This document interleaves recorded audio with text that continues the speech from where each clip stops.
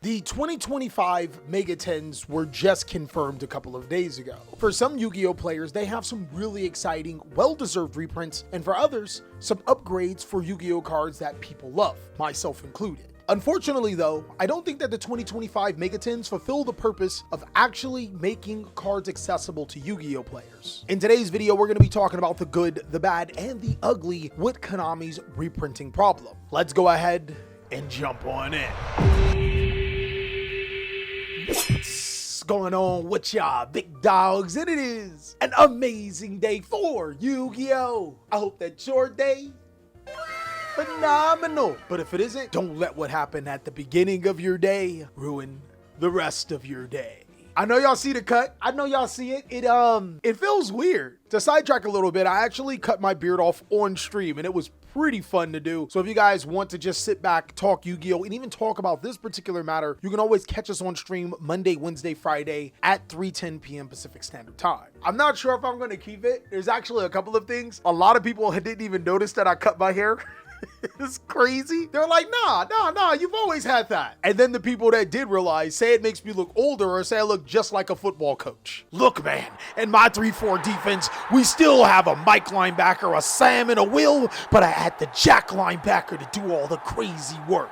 He gets to wear the hat. He lets everybody knows what to do. All right, I probably do sound pretty old. I'll have to agree.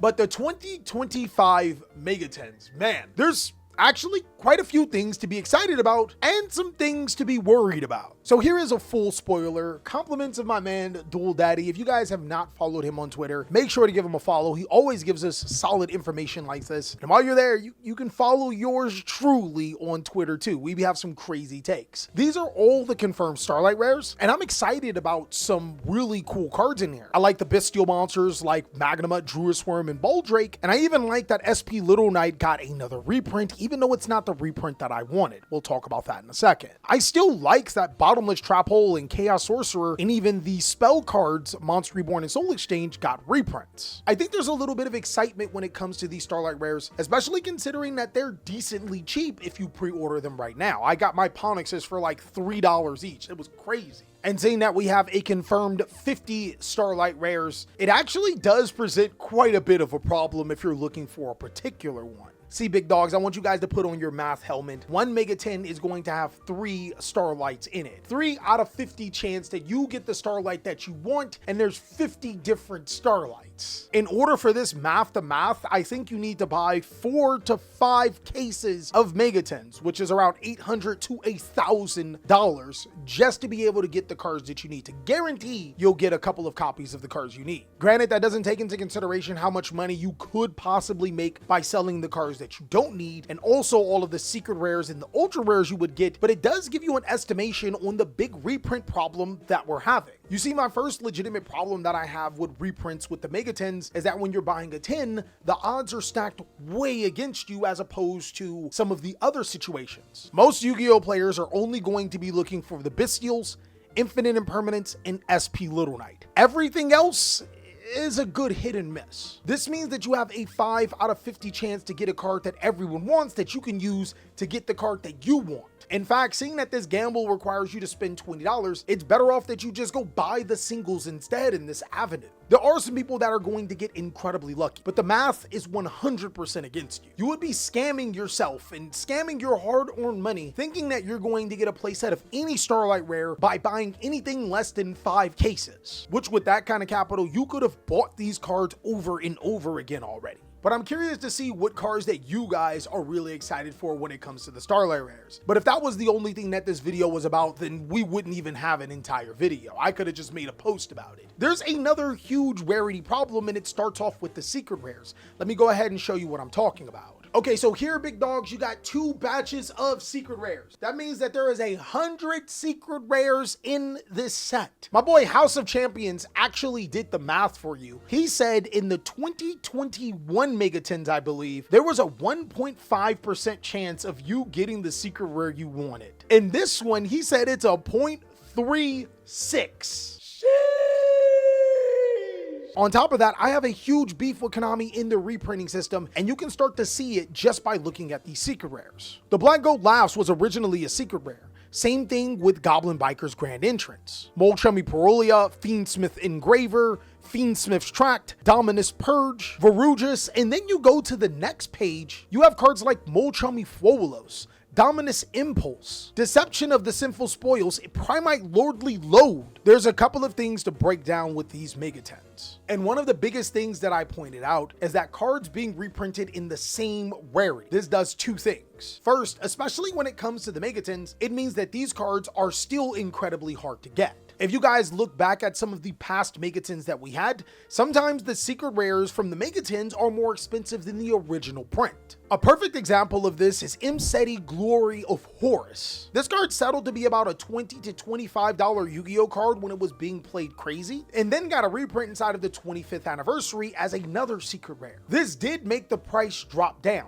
but eventually the secret rare version is just as expensive, if not more expensive than its original print. Overall, this does absolutely nothing for you in the long run as a Yu-Gi-Oh player. Yes, it does mean that the market is flooded with more copies of this card, but eventually the cards will stabilize in price and then creep back up in price simply because these cards are almost impossible to get. There are some really cool upgrades in here which I think are phenomenal. I personally love that Solomon Great Fire got a secret rare in here. Moving over to the next page, there's some other cool cards like the Millennium cards, Simultaneous Equation Cannon, the Memento monsters, the Goblin Biker monsters. There's actually a ton of crazy cool reprints in here that make so much sense. I understand as a business, Konami needs to get its money, but as a company, it feels scummy when they reprint every prized secret rare as a secret rare in the tens again, knowing full well that this is a practice that has been tried and true to make the cards cheap, but not by much in the long run. My biggest and best advice to all of the Yu-Gi-Oh players watching this video is to pick up the singles when they're at their lowest point. Between the time the set drops in a couple of weeks from there, these cards are going to be in mass circulation. They're actually going to be at their cheapest price point. But once competitive Yu-Gi-Oh starts to pick back up and more players get interested in it,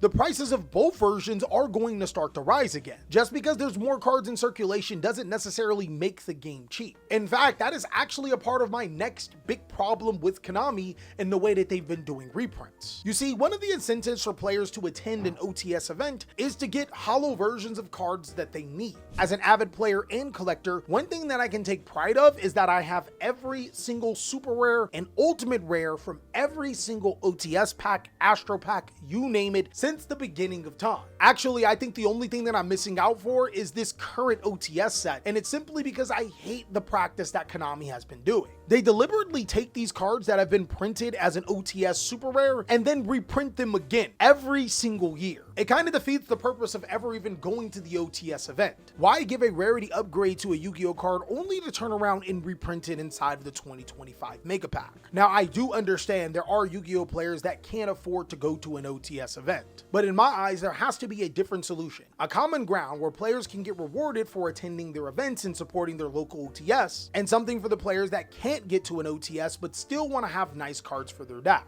Ultimate Rare seems to be a nice middle ground, as Ultimate Rares are only printed for OTS packs. Maybe that's something that Konami should introduce for the OTS packs, a certain type of rarity that you can only get from OTS stores. Hell, jumping slightly off topic, even the World Championship packs felt kind of good. The World Championship packs giving upgrades to Yu-Gi-Oh strategies that were competitive, I thought was a crazy cool thing, especially when you can get an emblazoned rare with World Championship printed on the card. The only drawback to that is that these World Championship cards were reprinted right before the Mega Packs. Like, brother, what makes it even worse is that the chase cards are literally in the Mega Pack. That random Ponix in this 2025 Mega Pack, yeah, it comes as a secret rare and an emblazoned secret rare. Same thing for Memento Teclecula. If you go over to the ultra rares here, big dogs, there's even more. Nightmare Pain. Ryziel Detonator is a 2025 Mega Pack secret, but also is a secret inside of the World Championship packs. Same thing with GW06. It's like Konami went out of their way to reprint these cards twice. And it's not like these cards were expensive. They were already really cheap given a rarity upgrade. But the problem here is that while Konami tends to reprint cards in the same rarity, they double